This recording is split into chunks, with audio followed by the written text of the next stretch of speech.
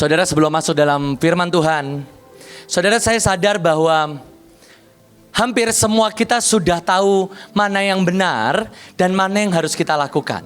Ini sebelum masuk dalam firman Tuhan, selama 1 minggu ini saya bertemu dengan beberapa orang. Dan memang seringkali permasalahannya bukan mereka tidak tahu apa yang harus dilakukan, tetapi memang tidak punya kekuatan untuk melakukan yang Tuhan mau. Saudara, saya sungguh melihat, walaupun mungkin tidak bisa saya ceritakan secara detail, bagaimana uang ratusan juta hilang dalam sekian bulan, bukan karena tidak taat loh, tapi taat sebagian dan kebenaran diri sendiri sebagian. Saya sudah taat, Pak, saya sudah doling, saya sudah ini, tapi sebagian. Dan ketaatan, dia tahu kata Tuhan suruh mengampuni, tahu. Kata Tuhan harus melepaskan dendam, melepaskan pengampunan, tahu. Tapi memang seringkali gak punya cukup kekuatan untuk tetap melakukan yang Tuhan mau. Saya suka sekali, ini belum masuk firman ya.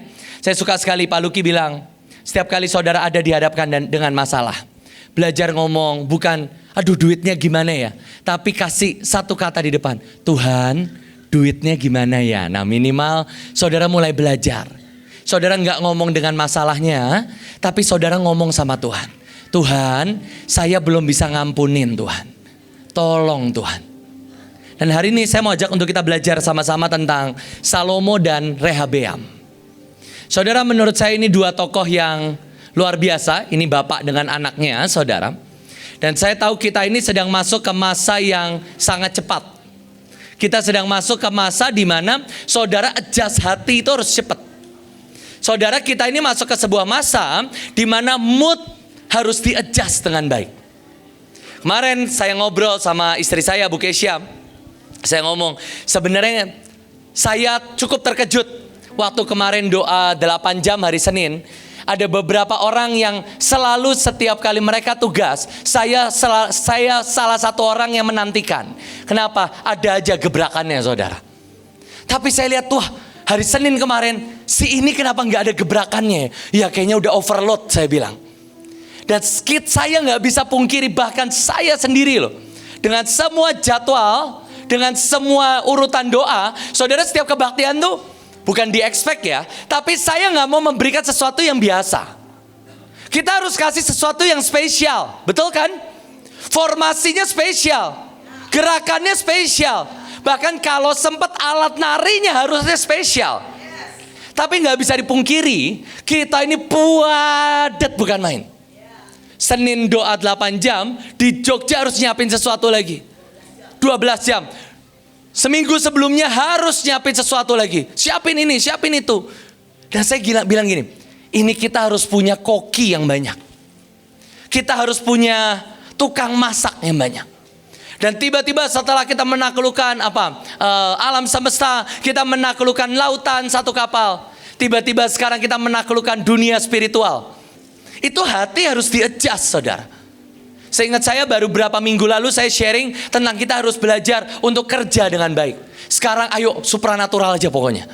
Itu hati itu perlu diperlengkapi dan hati harus di-adjust. Nah, saya akan cerita tentang dua tokoh ini, di mana orang yang tidak bisa adjust dengan musim. Boleh ayat yang pertama? 1 Raja-Raja 12 ayat yang keempat. Singkat cerita, setelah Salomo mati, Yerobeam yang sempat mau dibunuh sama Salomo melarikan diri ke Mesir. Yerobeam itu karyawan terbaik dari Salomo. Yerobeam, jangan kebalik ya, ada Yero, ada Rehabeam. Yerobeam ini karyawan terbaik yang Salomo tahu ini orang bisa mengkudeta kerajaan saking pinternya. Jadi kita harus bunuh dia. Singkat cerita, dia pintar sekali, dia tahu rencana itu, dia kabur ke Mesir. Setelah Salomo mati, Rehabeam yang naik, anak dari Salomo. Dan menurut saya Yerobeam tahu Rehabeam ini gak terlalu pintar. Dia bawa seluruh rakyat untuk demo. Dan menurut saya ini adalah ayat, kalau saudara mau masuk ke dalam masa Daud dan Salomo, terutama masa Salomo, ayatnya cuma dirangkum dengan ayat ini. Artinya apa? Yerobeam berkata, ayahmu telah memberatkan tanggungan kami. Maka sekarang ringankanlah pekerjaan yang sukar, yang dibebankan ayahmu dan tanggungan yang berat, yang dipikulkan supaya kami menjadi hambamu. Siapa yang mau masuk ke masa Salomo? Boleh angkat tangan. Masa di mana emas, perak tidak ada harganya. Menurut saya dirangkum menjadi 4 kata. Yang pertama, saudara work hard, work so hard, ya ayatnya ya. Itu yang Yerobeam pakai kan? Papamu tuh bikin kita kerja keras. Saudara mau masuk Salomo? Nomor 1, work hard. 2, lighten the demands. Bahasa lainnya, Salomo itu ngasih beban yang impossible. Nah saudara jangan ngelihat ke panglima kita karena suka ngasih beban impossible. Tapi Salomo ngelakuin itu. Makanya mereka masuk masa Salomo. Itu yang Yerobeam pakai. Kamu itu membebankan the demands, satu ekspektasi yang impossible. Saya ini cuma anak tukang becak. Disuruh punya gaji ratusan juta misalnya. Itu demand yang impossible. Saudara ini nangkep gak? Belum ya, saya ulang. Saudara, masa Salomo itu dirangkum dengan ayat ini. Yerobeam bawa seluruh rakyat untuk demo. Anaknya Salomo, Rehabeam, namanya mirip. Kita mau demo nih. Salomo itu memang kaya, memang emasnya banyak. Tapi, satu, kami work too hard. Makanya kami gak mau lagi masuk masa Salomo. Kurangin worknya. Saudara mau masuk ke masa Salomo, worklah dengan kerja keras. Saudara yang masih nganggur-nganggur, saudara gak akan masuk masa Salomo. Karena masa Salomo, work too hard. Kedua, lighten the demands. Ekspektasinya turunin dong. Nanggap? Saudara ngerti sampai sini? Ekspektasinya ketinggian, turunin. Kalau masa Salomo enak, emas banyak, tapi kitanya gak enak. Ekspektasinya tinggi banget pak. Saya ini cuma CS, disuruh gaji puluhan juta pak. Itu ekspektasinya ketinggian, turunin pak. Ketiga, tanggungan yang berat. Saudara di sini semua dapat beban kan? Yang para pemimpin dapat beban kan? Disuruh pegang gaji harus ya, yayasan harus dipisah. Harus tanggung pengeluaran. Ke bangsa-bangsa cuma dapat 1 juta. Itu namanya apa? Tanggungan. Saudara mau masuk ke masa Salomo, tanggunganmu banyakin. Tapi orang Israel gak suka. Orang Israel gak suka tanggungannya banyak. Dan yang terakhir, seperti yang selalu Buin katakan, orang di bangsa Israel, mereka semua raja-raja semua. Tapi mereka gak suka. Saya lebih suka jadi apa? Mbak. Gak nangkep ini. Mereka bilang saya maunya jadi hamba. Saya gak suka jadi raja. Waduh, raja mikirnya banyak. Pengiritan, harus ngurusin sistem, ngurusin peperangan. Saya gak mau. Saya maunya jadi hamba aja. Jadi kalau kita mau rekap masa Salomo, ini 4. Saudara kerja keras, saudara punya ekspektasi yang impossible, saudara punya tanggungan dalam hidupmu, dan saudara semua raja-raja semua. Tapi saya nggak akan bahas di sini. Ini masa Salomo. Tapi hari itu bukan artinya kita nggak mau masuk ke masa Salomo ya. Tapi hari itu si Rehabeam, saya berharap saudara bisa ngikutin sampai sini. Anak dari Salomo, dia memutuskan kalau bapak saya masuk masa keemasan, saya mau masuk masa keberlianan. Dia nggak tanya Tuhan, dia nggak tahu caranya gimana, dan dia pikir pokoknya semua yang bapak saya lakukan, saya mau bikin 2 kali lipat. Ini yang saya sebut tadi di judul yang pertama, The Turn of Events. Saudara, setiap musim itu punya caranya sendiri. Setiap musim punya kuncinya sendiri. Saudara, buat saudara buka pintu tuh kuncinya kecil. Rumah saya pakai sidik jari. Jempolnya kecil, pintunya gede. Setiap musim punya kuncinya masing-masing. Dan hari itu Rehabeam, anak dari Salomo, dia berkata di 1 Raja-Raja 12, dia berkata, oke, ada masa keemasan, saya mau masuk masa yang lebih luar biasa. Dengan cara apa? Aku akan membuat semuanya jadi lebih berat. Aku akan double it. Semua tanggungan, semua pekerjaan, aku akan double it. Dan kita tahu akhirnya masa ini tidak baik. bangsa Israel terpecah, bukan terbagi dua loh. Bukan cuma jadi dua bagian, 50-50, enggak. Mereka cuma punya 2 suku, bangsa Israel punya 10 suku. Kalau saya baca detail, sebenarnya yang ikut ke Rehabeam anak Salomo ini 3 sama suku Lewi. Suku Lewi memutuskan kita akan tetap mengabdi kepada Tuhan. Mereka masuk. Tapi saya lihat, saudara kita ini suka pakai cara yang lama, masuk di musim yang baru. Mungkin saudara sering dengar kalimat ini, saudara pakai jaket tebal di musim panas. Saudara pakai baju hujan di musim panas, musim kemarau. Atau saudara pakai baju tipis masuk ke musim dingin di Alaska. Saudara, semua cara yang lama, saudara ini harus bisa upgrade. Saudara harus bisa the turn of events. Saudara harus siapin musim demi musim. Saya lihat sekarang ini musimnya kita mau masuk kepada sesuatu yang spiritual and supernatural. Dari sesuatu yang sekedar saudara pemuritan. Saya ingat saya ya, di awal tahun saudara mulai pemuritan. Harusnya dari bulan Januari sampai Juni pemuritanmu udah lumayan nih. Makanya sekarang kita masuk ke percepatan, harusnya saudara gak terlalu berat nih. Saudara bikin di kapal, saudara masuk ke Jogja, kemanapun, saudara kalau pemuritanmu jalan, harusnya semua beres. Kita masuk ke beresin TPU. Saya sadar sekali, sangat banyak yang belum beres. Tapi ya mau apa juga kadang. Kadang buat beresin butuh berbulan-bulan, bahkan bertahun-tahun. Tapi kalau saudara belum beres, kita mau masuk ke masa yang baru, TPU-nya belum beres, nggak bisa juga. Saya melihat bahwa memang yang masalah itu seringkali kitanya kok. Kitanya yang masalah. Sungguh-sungguh kitanya yang masalah. Kalau saudara pikir saudara itu kurang duit, Pak, saya ini gajinya kurang Pak, makanya saya nggak, bukan. Saya kenal orang punya uang 600 juta 2 tahun lalu. Hari ini 300 ribu. Semua depositonya gone. Saya tanya kemana? Habis Pak. Habis pokoknya. Buat beli ini, beli itu, beli ini, beli itu, belanja ini. Renovasi rumah bocor. 600 juta gone dalam 2 tahun. Tanpa penghasilan sekarang. Sisa 300 ribu.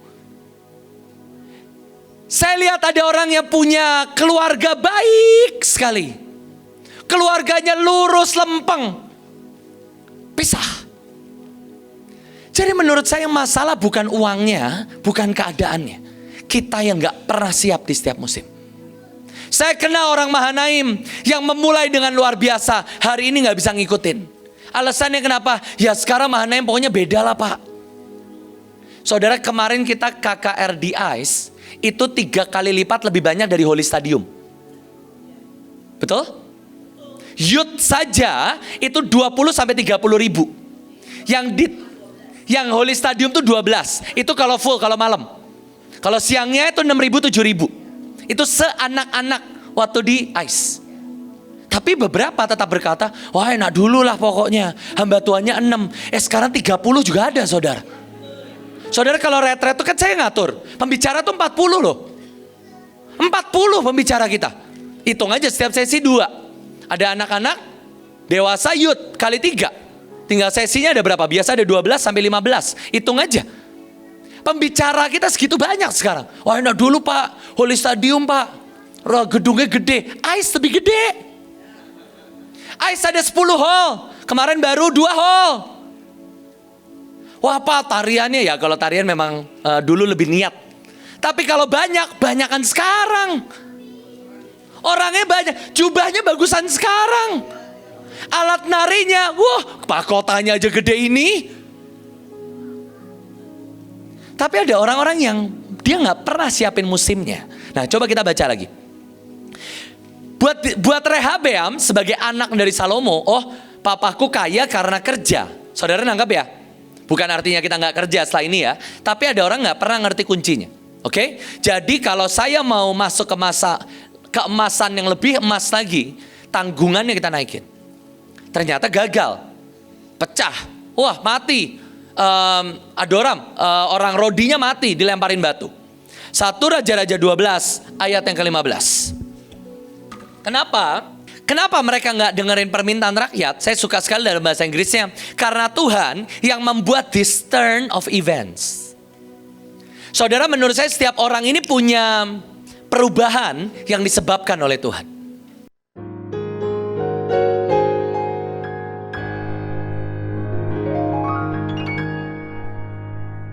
Saudara, seringkali Goliat yang ditaruh di depan mukamu itu bukan supaya saudara makin mati kok.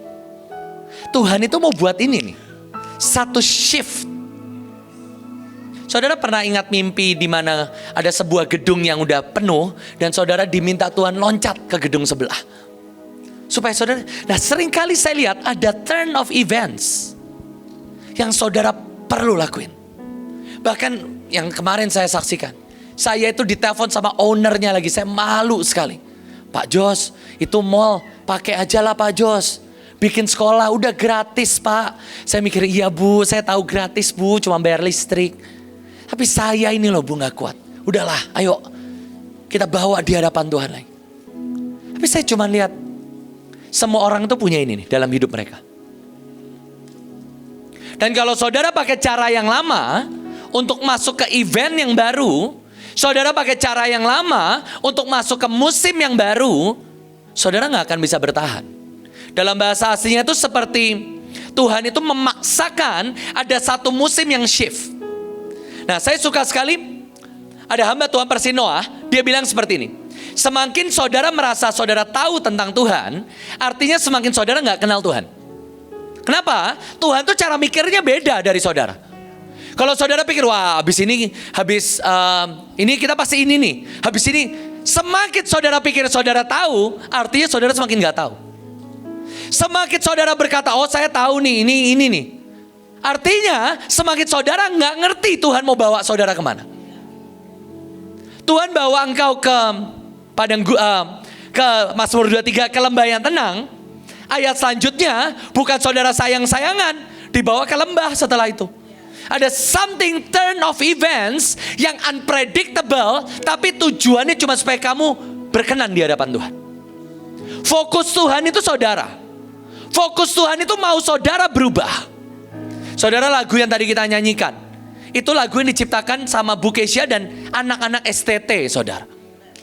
Buat saya itu lagu yang luar biasa sekali.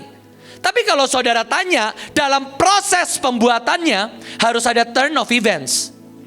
Sekarang bikin lagu gampang kok, pakai AI keluar. Saudara, kalau saudara yang bisa main musik, saudara genjreng gitar, pasti nadanya udah nada-nada mirip lagu-lagu kita yang lain. Dari sini ke sini chordnya. Tapi hari itu yang saya tahu, Bu Kesia itu berhari-hari dia nggak mau dengerin lagu yang lain. Dia cuma dengerin lagu-lagu Israel, saudara. Bukan lagu Benny Hinn loh, lagu Israel pakai bahasa Israel. Lagi mandi, lagi di toilet, lagi mau tidur, pakainya lagu Israel. Baru keluar itu lagu. Saudara, semua musim yang baru ada turn of events, saudara perlu kunci yang baru. Nah, apa sih yang Tuhan mau dari Rehabeam? Menurut saya ini unik ya. 1 Raja-Raja 14 ayat 21. Ini 2 ayat yang menurut saya kode dari Tuhan. Nah, Rehabeam, anak dari Salomo, saya itu gak mau kamu aneh-aneh. Saya gak mau kamu kasih kerjaan lebih berat, bikin rakyat lebih susah. Enggak, itu urusan bapakmu. Saya mau kamu balik seperti kakekmu Daud. Di Alkitab ditulis, ini satu kode ya menurut saya. Dia tinggal 17 tahun di Yerusalem, kota yang dipilih Tuhan. Nanti saudara akan ngelihat ayat ini diulang terus. Yerusalem, kota yang dipilih Tuhan supaya namanya tinggal di sana. Dan ayat yang satu lagi 2 Tawarik 12, karena ada di Raja-Raja dan Tawarik. Apa sih yang Rehabeam mau? Apa sih yang Tuhan mau buat Rehabeam? Kamu tetap pegang hukum Tuhan. Jadi saya lihat ada masa Daud ya, masa keintiman. Daud itu gak kaya-kaya banget meskipun menang perang terus, tapi konfliknya banyak. Diserang ini, dikudeta, lawan Saul, lawan panglimanya Saul, kudetanya banyak. Gak makmur, bangun tembok terus, duitnya habis buat bikin tembok. Masa Salomo, shalom, makmur, semua raja mempersembahkan. Bahkan raja-raja sampai Afrika dan Indonesia mempersembahkan emas. 666 talenta emas per tahun. Jadi harusnya Rehabeam ini gak usah kerja-kerja amat, pasif income udah banyak. Tuhan mau apa? Rehabeam, lu duit udah banyak sekarang, balik sembah Tuhan kayak Daud. Bikin mesbah lagi, bikin korban lagi, supaya namaku tinggal di Yerusalem. Kamu gak usah mikirin 10 suku lain, udahlah. Kamu fokus 2 ini, itu kesalahan bapakmu, kesalahan Daud. Aman, udah kamu 2 suku, tak tambahin suku Lewi, lu sembah Tuhan, lu dapat Yerusalem kok. Saudara nanggap? Namanya mungkin kebalik-balik ya. Tuhan tuh cuma mau, hei kamu anaknya Salomo, udah balik kayak kakekmu itu loh. Pegang hukum-hukum Tuhan. Masuklah ke rumah ibadah. Jadi WL kali. Nyembah nari kayak papamu, kayak kakekmu Daud. Pegang hukum-hukum Tuhan. Bikinlah lagu. Bikinlah mazmur. Mungkin harusnya mazmur tuh jadi 300 pasal. 150-nya si Rehabeam. Terserah. Duit udah banyak kok. Tapi apa yang dimau sama Rehabeam? 1 Raja-Raja 14 ayat 27. Yang dia mau apa? Rakyat merasa dia kaya. Semua emas, perisai emas diambil. Buat Tuhan gak apa-apa. Kamu gak butuh perisai emas. Mahanaim aja pakai perisai styrofoam aja Tuhan datang. Santai kata Tuhan. Perisai emas berat, silau. Kamu sembah Tuhan yang benar. Rehabeam maunya apa? Enggak, bikin perisai tembaga. Tembaga tuh mirip, warnanya kayak emas. Supaya seluruh rakyat ngelihat aku ini raja makmur, enggak kalah sama bapak gua. Saudara kita ini, suatu kali di sini ada ibu juga ya.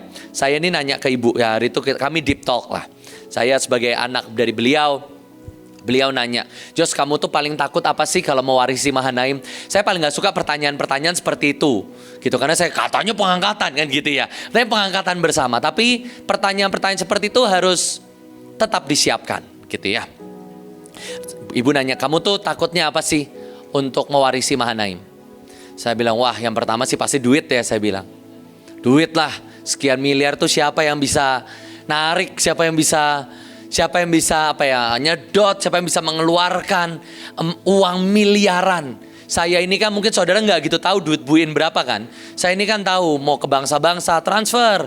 Ini ambil duit nih lemarinya. Jadi kalau orang tuanya Ica ngambil emas dari malah laci, ini Buin juga keluarin dari itu kan lemari berharga kan. Keluar emas gitu kan. Saya kan yang lihat gitu. Nah, saya bilang, Bu, saya tuh udah begitu-begitu gak keluar, saya bilang. Duit saya ada, cuman ya gak sebanyak itu, saya bilang. Oke lah, ke bangsa-bangsa, ini ada beasiswa kuliah sekian puluh juta, adalah kalau segitu. Tapi kalau ratusan, miliaran, ampun lah Bu, saya naik kapal berapa? 3M, ampun suhu, saya gitulah.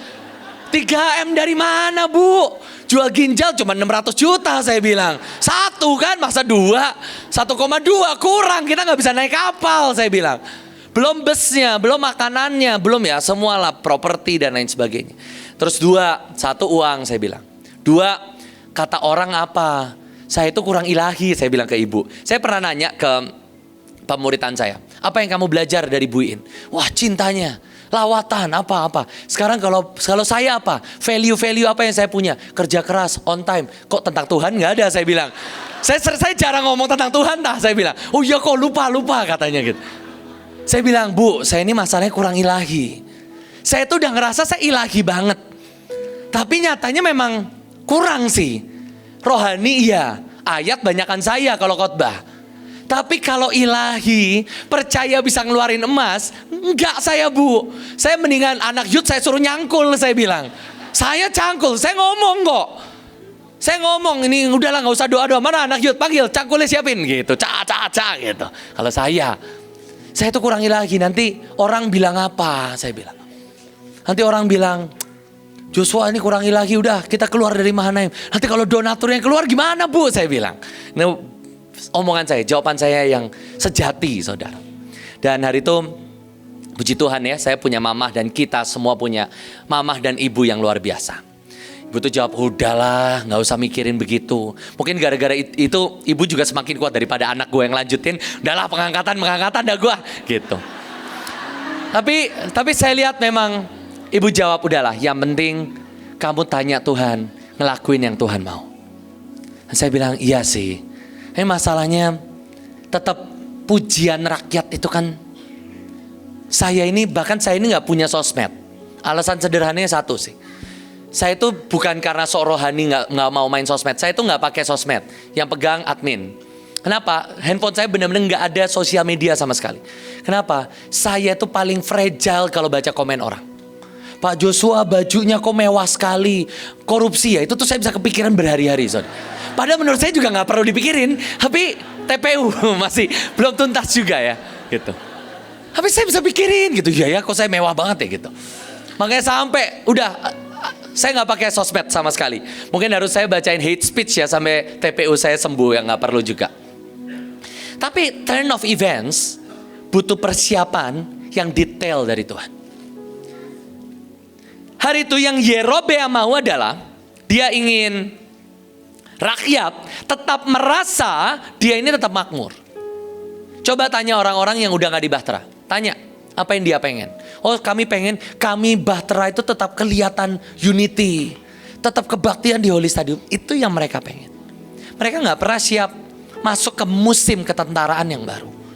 Musim Bahtera yang baru. Udah jelas logo Bahtera aja ditambahin sayap sekarang. Dulu Bahtera cuma 6 warna bolong-bolong lagi saudara. Sekarang dibikin 7 dikasih sayap terbang saudara. Nah kan udah beda, logonya aja beda. Saudara masih pengen Bahtera, bentuknya kayak kapal Nabi Nuh kan. Kapal Nuh isinya binatang-binatang, katang-katang kalau kata Ion. Saudara masih mau jadi gajah. Diganti jadi kapal perang, isinya panglima semua. Amin. Atau saudara sukanya jadi kelinci, dikasih wortel, dikasih makanan. Enggak. Saudara kerja sekarang, naik pesawat sekarang. Di masa Salomo, 2 Tawarik 9 ayat 3 sampai 4. Bentar lagi ganti aircraft carrier lagi. Saudara pegang pesawat sendiri-sendiri kan? Bayar sendiri loh bensinnya.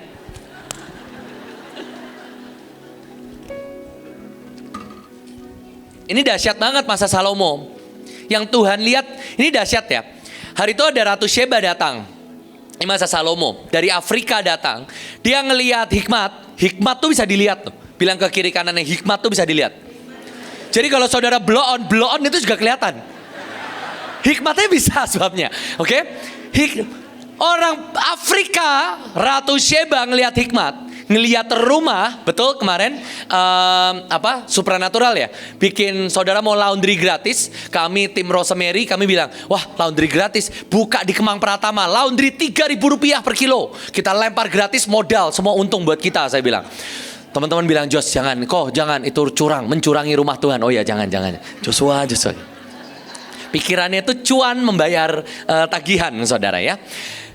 Ngelihat rumah yang bersih, kalau rumah saudara masih berantakan, bersihin. Ngelihat makanan di meja, cara saudara mempersembahkan di hadapan Tuhan.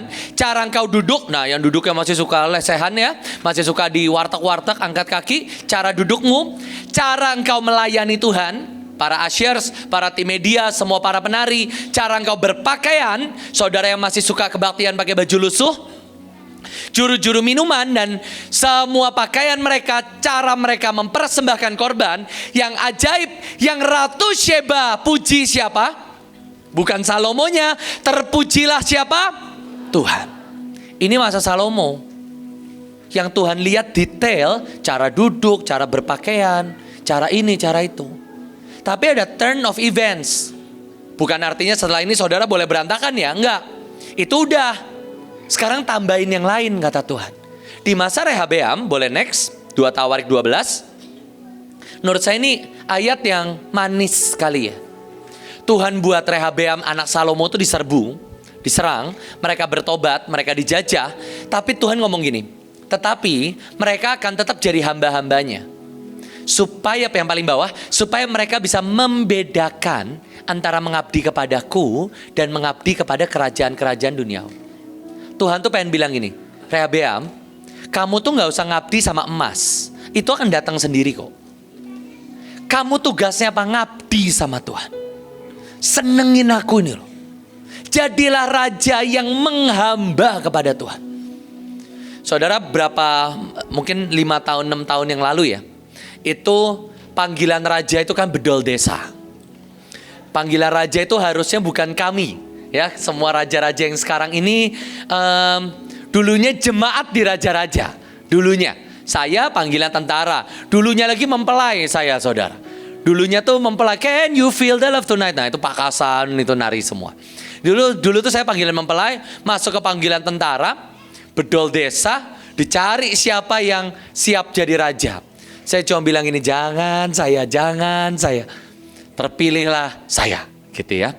Singkat cerita, terpilihlah saya. Nggak lama kemudian kita harus bikin live recording. Kalau saudara ingat, kita nyanyi all the glory, all the honor, amin. Itu pertama kalinya kita raja-raja kumpul. Masih di Hananel Cinta yang belum direnovasi. Kami kumpul semua raja-raja. Dan saya cuma bilang gini, raja-raja yang dulu kalau kebaktian ngangkatnya 2 kilo emas. Ngangkatnya bensin aftur, itu bensinnya pesawat yang gak mungkin bisa manusia biasa dapatkan. Itu pasti orang dalam. Karena bensin aftur ngisinya di bandara. Gak ada di Pertamina, gak ada. Bang, aftur bang, 10.000 bang, gak ada saudara. Itu harus ke bandara saudara. Itu artinya apa? Channel mereka luar biasa dalamnya. Dan kita lihat-lihatan, apalah kita mau mempersembahkan apa? Semua panggilan nyiapin sesuatu. Kita mau nyiapin apa? Saya bilang gini, apa kita sama-sama patungan, kita beli emas 3 kilo ya? Biar kelihatan nih loh, raja lebih makmur, kita bilang. Tapi saya masih ingat kata-kata Kak Bet. Hari itu saya terutama ya, karena saya yang dipilih untuk jadi penarinya raja. Dan semua pemimpin di raja itu bedol desa, sisa kami semua. Saya, Pak Har, ya semualah yang sering saudara lihat, Pak Fendi, Sarsugi. Dan kami ini lihat-lihatan, ini mana rajanya gitu ya, kita lihat. Ini raja apa gitu. Dan saya masih ingat kata-kata Kak Bet. Kak Bet tuh bilang ini, Jos, tenang, kuasai dirimu. Kamu jangan jadi orang lain. Kalau perlu, kamu gak usah buat ngejar jadi Salomo. Jadilah Daud yang nyentuh hati Tuhan. Saudara, mungkin saya pikir itu kalimat yang biasa. Tapi hari itu saya nangis, saya bilang, Kak Bet, saya manggilnya kan Kak Bet. Boro-boro Daud, saya mau Daud apa? Nyanyi juga gak bisa, saya bilang. Saya juga gak bisa. Dan saya masih ingat Kak Bet itu cuma bilang ini, persembahin pakai hati pokoknya. Pakai hati. Dan lagu ini waktu itu kita nari di tempat ini. Miel masih kecil semua, atau Miel belum ada malah waktu itu ya. Udah ada ya. Saudara bayangkan yang lain mempersembahkan 1 kilo emas. Saya masih ingat, saya itu cuma mempersembahkan 50 gram. Ya banyak, tapi dibanding 1 kilo, 2 kilo waktu itu, wah lebih ya. Berapa tuh satu akrilik besar kok mereka angkat. Saya cuma bawa 50 gram yang saya bisa genggam di tangan. Mereka bikin akrilik besar, saya cuma genggam pakai tangan. Wah, ada yang ngasih cuman punya jam dari istrinya. Ada yang cuman punya cincin nikahnya. Tapi hari itu saya cuma bilang ini, Tuhan, saya gak mau jadi orang lain Tuhan. Kalau ini menjadi turn of events dalam hidup saya. Kalau Tuhan angkat saya gak mau jadi orang lain di hadapan Tuhan. Saya gak mau jadi orang yang Tuhan gak kenal. Saudara, setiap saudara itu kan dilihat Tuhan secara personal. Menurut saya ya, kalau oma yang selalu datang on time, tiba-tiba datang ke tempat ini pakai Alphard, datangnya jam 8, dia bukan oma. Omi. Dia oma, karena dengan mobil seadanya. Saudara tahu ya, oma ini keluarganya juga gak baik-baik banget kok. Bahkan setiap kali saya doakan, cerita dikit ya oma. 1, Pak, tolong doain anak saya yang belum kenal Yesus. Tapi dia setia. Mungkin dia bisa bilang, anak aku udah doa, aku udah doling, anakku tetap non-Kristen. Enggak. Dia tetap oma yang kita kenal. Selalu datang jam 4, gak pernah telat. Jalan kaki, gak minta digendong. Miel Elion digendong. Dia Oma mau digendong? Enggak, saya masih kuat. Oma kalau mau digendong bilangnya masih kuat. Itu oma yang dikenal Tuhan dan manusia. Setiap saudara juga sama. Boleh dong kasih tepuk tangan buat oma. Oma kita di depan. Dengan kursinya yang makin besar ya. Bentar lagi wah tahtanya. Setiap saudara itu personal dilihat Tuhan. Dan banyak orang kehilangan itu. Banyak orang dipilih bukan karena engkau, enggak. Saudara, sesederhana engkau adalah orang yang tidak pernah telat. Kristian, bukan karena narinya bagus, deklarasinya bagus. Karena dia datang paling pagi, ambil banner, dia doling. Wah makin kaya kan, jamnya makin gede kan sekarang dia. Handphonenya makin mahal kan. Sekarang kalau angkat tangannya udah bukan gini nunjukin jamnya kan dia. Datang makin mepet. Sekarang datang 4 kurang 20. Dulu tuh jam 4. 5 kurang 20. Dulu jam 4 dia datang.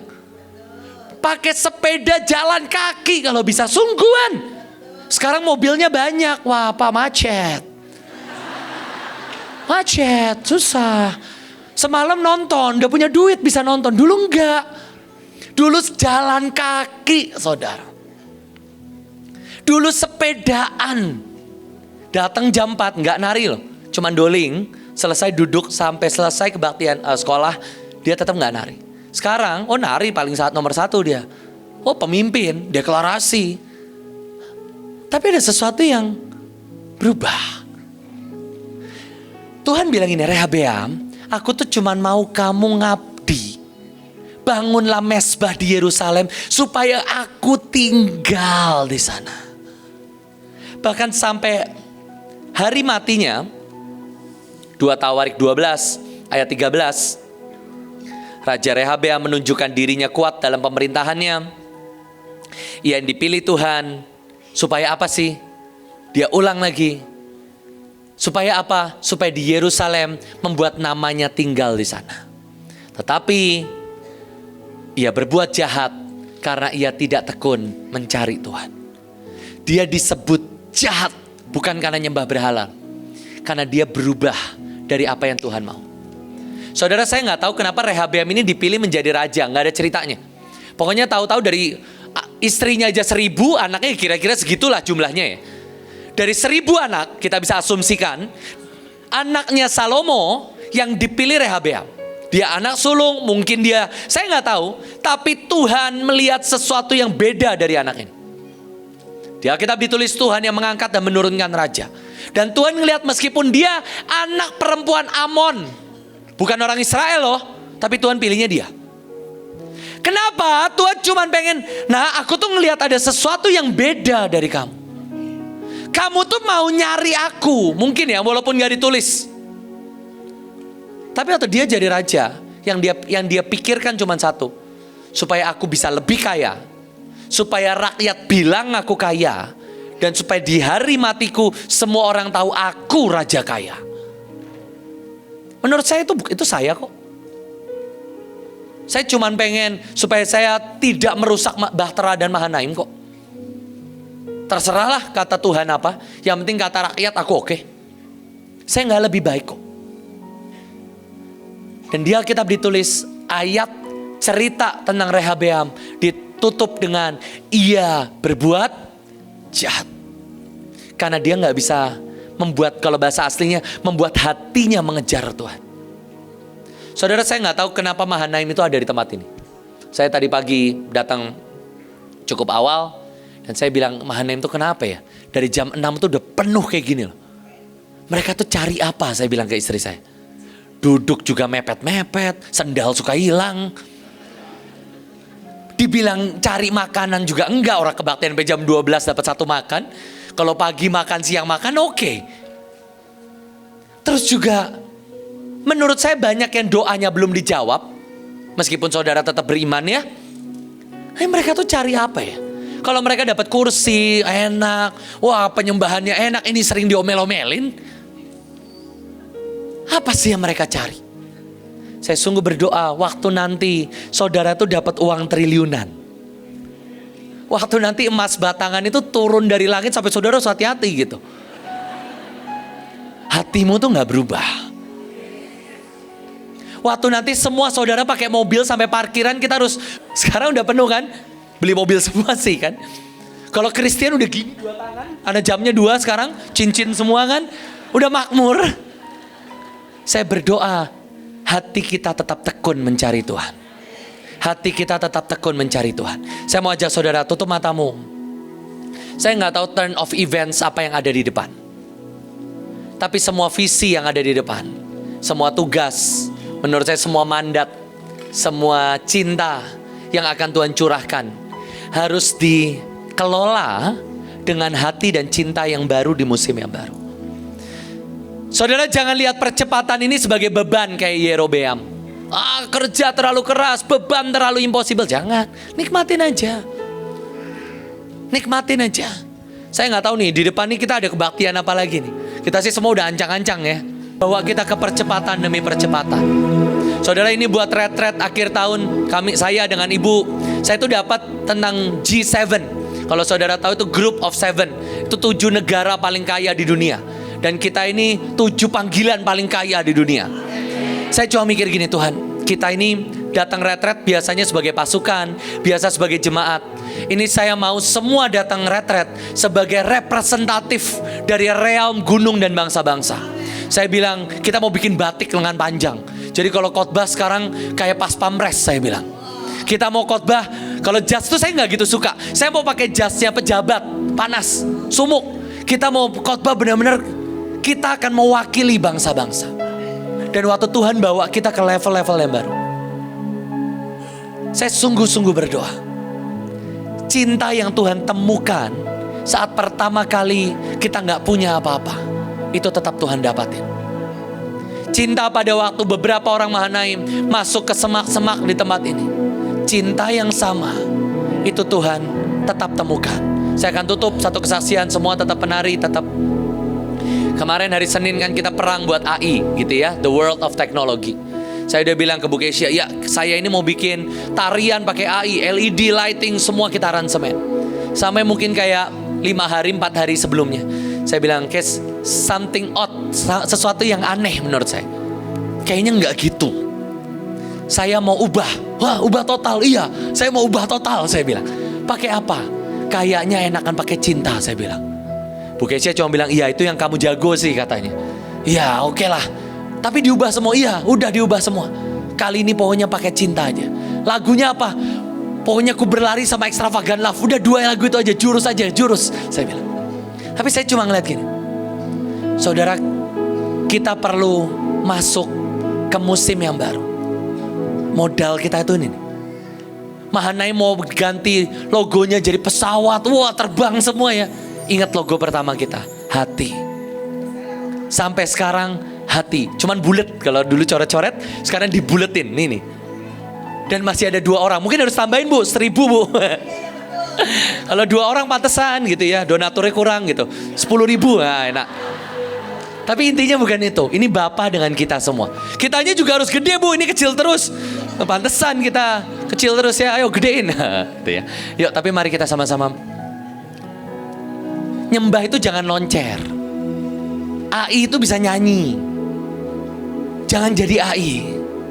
Jadilah saudara yang ditemukan di gereja, saudara yang ditemukan di provinsi, yang dari provinsi, saudara penari yang ditemuin di ujung Holy Stadium. Saya suka ada Daud di atas ya, anak kecil yang suka nari terus tuh. Dia udah standby di atas. Sekarang dari banner berubah jadi kerup dia. Udah kerup sekarang dia. Anak hancin. Nah, saya rekrut jadi hancin. Tapi saya sungguh berdoa, Tuhan temukan hati yang sama.